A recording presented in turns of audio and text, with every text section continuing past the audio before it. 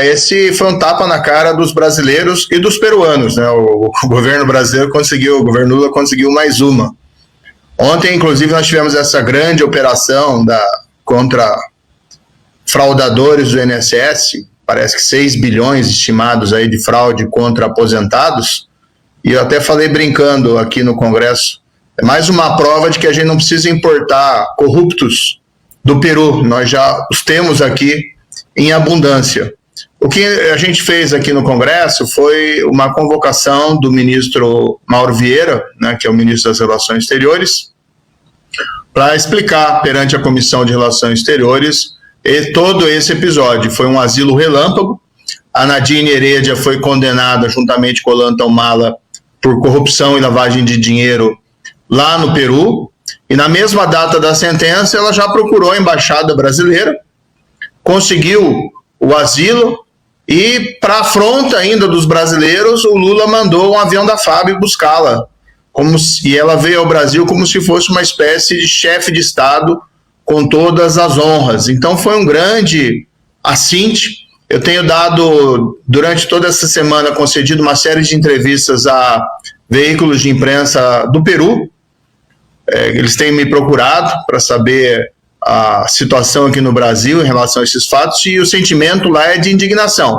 O asilo político é um instrumento tradicional usado na América Latina para ser concedido a pessoas perseguidas politicamente, pessoas normalmente que são vítimas de processos por serem opositores de um determinado regime, por crimes de opinião, casos, por exemplo, que a gente vê lá do Maduro, naquela perseguição desenfreada contra a oposição venezuelana, Maria Corina Machado, ali faz sentido. Agora, conceder asilo político a alguém que foi condenado por corrupção, e ainda porque teria recebido suborno de uma empreiteira brasileira, a Odebrecht, que também subornou aqui dezenas de agentes políticos no Brasil, é um tapa na cara do brasileiro e dos peruanos. Então precisa ter consequências, precisa ter reação. Muito bem, senador Sérgio Moro aqui no Café com a Gazeta do Povo. Senador, vou passar aqui para a nossa comentarista Anny Dias, tem um questionamento para o senhor. Muito bom dia, senador. Obrigado pela participação com a gente novamente. Senador, aproveitando inclusive a tua experiência com a Lava Jato, eu queria pedir para que o senhor explicasse um pouco mais como foi esse caso de corrupção no Peru envolvendo a Odebrecht, que a gente sabe que tem relação com a Lava Jato, para que a nossa audiência entenda de fato o que ela está sendo condenada e agora, infelizmente, está sendo acolhida aqui no Brasil. Bem, a Odebrecht, ela subornou políticos aqui no Brasil e políticos também estrangeiros para obter contratos no exterior. No Peru, a partir ali mais ou menos de 2016, 2017, num desdobramento da Lava Jato brasileira, começaram a surgir provas, principalmente decorrente de extratos bancários de contas da Odebrecht no exterior e de própria colaboração de delatores executivos da Odebrecht, de que ela teria subornado diversos agentes políticos no Peru.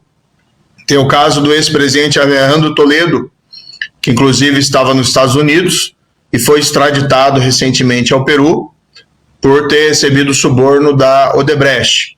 Tem o caso, que ainda sob investigação, do Pablo Pedro Kuczynski, também presidente do Peru, que acabou tendo que renunciar num desdobramento aí da Lava Jato.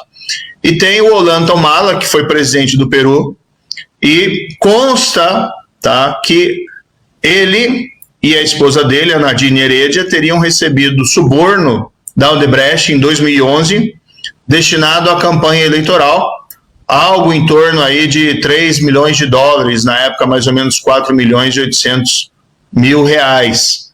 Inclusive, quando a gente estava com o caso da Lava Jato aqui no Brasil, apareceu, as pessoas talvez se recordem, uma planilha eletrônica chamada Programa Especial Italiano, foi encontrado no aparelho celular do Marcelo Odebrecht e também em e-mails de executivos da Odebrecht, e esse programa especial italiano, ele retratava uma espécie de conta corrente informal entre a Odebrecht e o Antônio Palocci, que controlava contas ali do interesse, segundo ali foi relatado na época, da Presidência da República.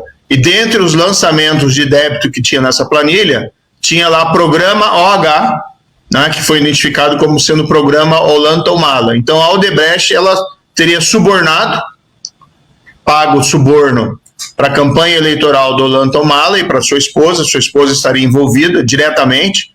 Há quem diga até que ela era a cabeça desse esquema criminoso no Peru, e agora eles foram condenados, e de repente o Brasil, de Lula, concede esse vergonhoso asilo político, e depois esse voo da vergonha, manchando o bom nome da Força Aérea Brasileira, né? Deveria, não sei se o ministro poderia recusar, o ministro da Aeronáutica, mas deveria ter havido um protesto aí de realizar o transporte de alguém condenado por corrupção para trazer essa pessoa aqui para o Brasil. Mas é um retrato, vamos ser bem sinceros, Anny, do governo Lula. O governo Lula é isso que a gente está vendo.